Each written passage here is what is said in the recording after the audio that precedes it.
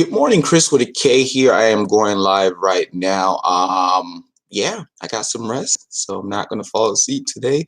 If it's your first time on this channel, please make sure you subscribe to the channel, hit the bell notification.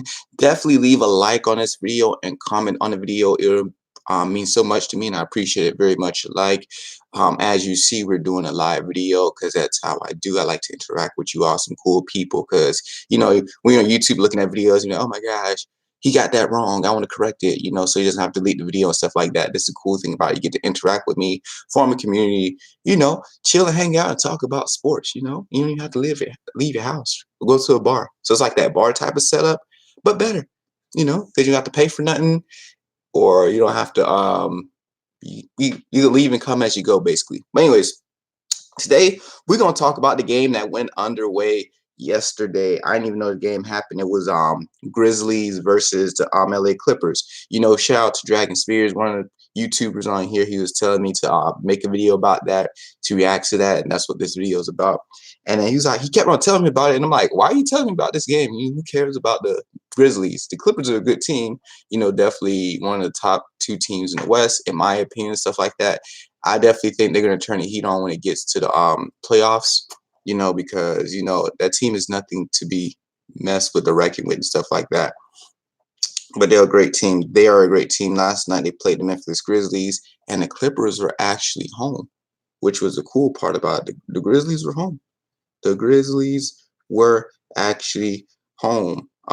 So that was a cool thing. So you think, oh, this is going to be an easy win. They're going to send a visitor away with a loss. They're going to take that L. They're going to take that L right now. So that's just what happened. And turns out it didn't happen. Turns out the Clippers end up getting clipped at their own home. The Grizzlies didn't even have to send the boys home because they were all home. So basically, I'm going to give you a quick rundown of the game. In the game, let's see, look at the game. The Grizzlies beat them 140 to 114. Hold on, I gotta get some. 140 to 114. This is embarrassing. This is embarrassing at home, and you're supposed to be probably one or two predominant threats in the whole NBA. What? This makes no sense. Makes no sense. I'm sorry, Clippers. But then again, here's the thing that I could tell you about the Clippers. The Clippers didn't have who did they have? The Clippers didn't have Paul George last night. PG was not there last night. So it was a travesty. In the first quarter, the Grizzlies, who's only at the time was a 13-22 win team, now they're a 14-22 team. Thanks for handing the Clippers an L. All right. So the Clippers dropped 40 in the first quarter. They have a young, decent, upcoming team in a sense like that. Like they got Ja Morant, Brooks, Jay Crowder. It's not that young, but he's definitely a starter, a great role player. He can play some defense and shoot some threes. He was part of that Boston run that went to the playoffs that year, and stuff like that. And everybody else, I really don't know. I know Valanciunas, who only had 9 points, but Brooks had 22. Morant had 22. Ja Jackson had 24, and Crowder had 27. So almost 100 points of the team. Almost. That's basically how it went. Wow, it was great. It was crazy. But anyways, it was a crazy thing that went on, a crazy thing that went down. And I'm like, wow. So they dropped 40 points in the first quarter. The Clippers only dropped 27. So as you look in the game, you're like, the Clippers gonna make their comeback. It's just they had a bad start. Second quarter, Memphis, there was their lowest average scoring quarter of the game, which is 25 points. 25 points in the second quarter, and then the Clippers scored 30. So okay, a comeback's about to come back. And then the third quarter, it was 39 points. The Memphis Grizzlies scored. The Clippers only scored 23. And then like what the heck happened? And then in the fourth quarter, they scored 36 points to the Clippers 34. So like as I was looking at the game, the highlights, stuff like that, the Clippers, basically what was going on in Memphis, they were spreading the floor and they were attacking. Like they weren't really taking time to score the ball. They were just attacking. They were getting the ball, get up court, and attacking. Attacking meaning either driving to the paint or getting quick shots up. They were wasting no time. They were 18 of 39 from three-pointer, which is 46%. Crowder shots made 6. Brooks made 6. Ja Jackson made 3. So you had 3 stars who made 3 or more three-pointers, and shooting the ball up. And also, let's see what happened. Were they getting to the line a lot? They got to the line 28 times, 24 to 28, while the Clippers got to the line, shot 22 free throws, made 17. So that was the difference right there. That was another big difference. They got more three-pointers because the Clippers only made 7 of 30. If you're shooting 18 of 39, 46% from three-point, as the other team only made 7 out of the 30, 23. So high chance you're gonna win. You beat them not only in three-pointers made, you beat them in free throws as well. Oh my gosh. Not only Paul George wasn't playing, what's his name wasn't playing as well. Oh my gosh. Wait, no, everybody was playing actually. No, what's his name? Patrick Beverly wasn't playing. So he's a defensive shutdown guy. He's very key to them. A lot of people was like, oh, we don't really need him, but this guy is important too. So he was shutting down the game too. So this guy was balling. On defense.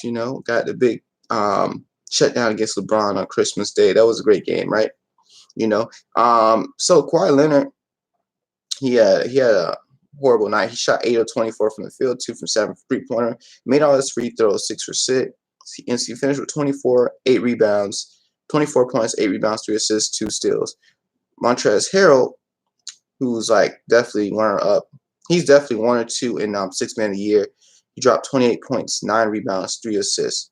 He shot 11 of 16 from the field.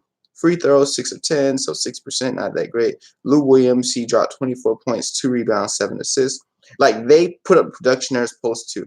They were literally missing production from Paul George. He probably would have had, like, maybe 30 points, but they would still been behind. But the Grizzlies, the reason why they won this game, because they were literally just kept on attacking the ball. They were making sure the Clippers weren't getting their rhythm. They were spreading the ball. Here's the thing: they were spreading the ball with 4 people on the perimeter, having somebody in the paint, and these people were shooting threes. That's the formula to win in the NBA these days. People are not following this formula. I don't understand it. Like, success is all about following. It's like pattern recognition. Understanding who is winning and finding that pattern they're using to win. Obviously, from game to game, it might change, but if there's a pattern that's common in most of the games, try to just duplicate that pattern and customize it to the people on your team. And if it's worked, it works. And if it doesn't work, keep finding out, keep testing. It's all about they use this term in marketing, split testing. So like if they're marketing a product like Clippers, they're marketing it to men. They'll split testing is like let's say of all the ages of men in the world, you'll start testing from men who are 18 to like 18 plus, 18-year-olds and plus, but you're trying to find, okay, out of that age range, what is the market that likes what I'm selling the most? So is it the 18 to 34-year-old? Is it 35 to 54-year-olds to 55 and up? So you're just shooting out ads for men that fit shows 3 different age groups, and then basically see which one is giving you the most real return and that's profitable, right? And then from there, so that's the same thing you do in the NBA. Okay, let's try spreading the floor with 4 and then putting somebody in the paint. So these guys can shoot with. Let's take away the double team effect, and if the double team happens, guess what? Because there's only 1 man in the paint, whoever's double team is probably coming from someone else, so you can either pass it out, get another 3, or get it in the paint. So like, I don't know why a lot of teams aren't doing that, and stuff like that. And like, just instead of like guessing, I can be wrong because I'm not in the huddle. I'm not a coach, but this is my thought and theory about that. We need to start doing more split tests and stuff like that, right? Like right now in the NFL, I'm gonna do a video later on.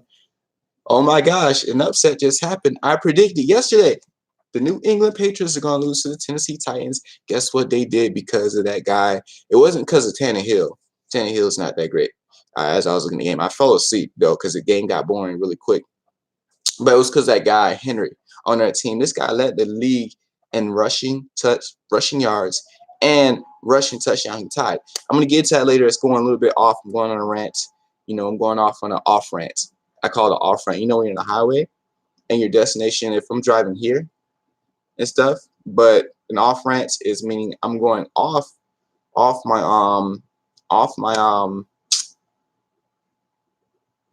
I'm going off road. I'm going off map. So I'm not going to my destination mode. So I'm going off course. That's the word. I'm going off course. Not only I'm going off course, I'm going off course on a rant. It's a road I made up for it. It's called off ranting.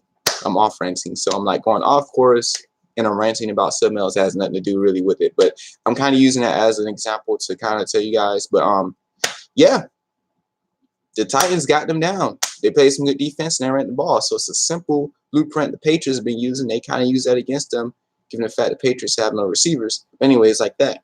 That's what I'm saying. So this is what the Memphis Grizzlies did. So like on any given night, any team can catch these L's. Like Shannon Sharp says, you know, he has a restaurant and he's handing out L's. He did not expect the Clippers to come in and get this L today. You know, and that's what ended up happening. The Clippers end up getting the L. They end up losing because obviously PG wasn't there. If Paul George was there, it would have been a different scenario. But these guys came out hot, shooting the ball and stuff like that. You know, the funny thing in the West, I'm looking at the playoff picture. Is really early, but it's always good to be on top of things before things be on top of you, right? See, right now the Grizzlies. Let's see, they're only 11th. You know, you have to be in the 8th seed, but they're only a game behind.